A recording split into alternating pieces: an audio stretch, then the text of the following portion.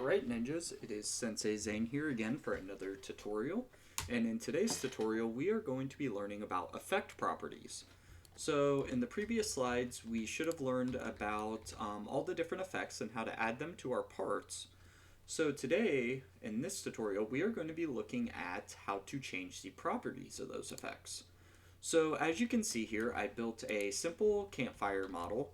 I just used two parts, made them into a plus shape, and then the fire property is in both of them.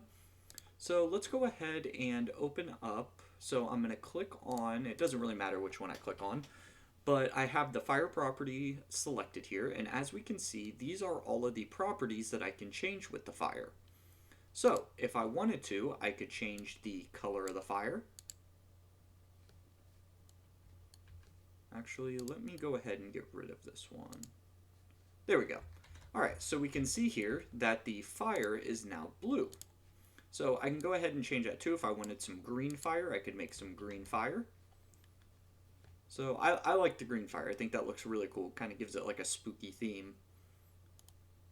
So we can also enable and disable the effect as we want to. And now we can also change the heat. So I believe this is going to do damage to the player. Okay, that caps at 25. So we can see here the fire did get bigger when that did, or when I changed that. And we can also change the size. So let's try 25 for that as well. Yeah, so now that's a really big campfire. Let's go ahead and set that back. Let's do 8. There we go. All right. So every effect is going to have some different properties. So let's go ahead and do another one. So let's go ahead and make a smoke effect. So I'm going to make a block using the part tab, or make a part. I'm going to select the part, and I will go over to the effects, which will be in model, gameplay, and actually let's do sparkles.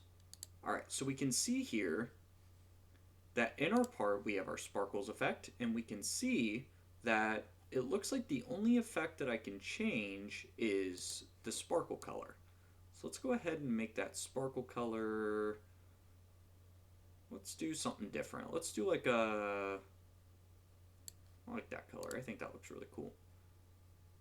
Alright, so we can see that we have some white sparkles, and I can also change how fast the sparkles are moving using the time scale property. So those are just some basics. We encourage you to go through and play around with the effect properties a little more to see what you want. I'll go ahead and spawn in game so you can see what they look like.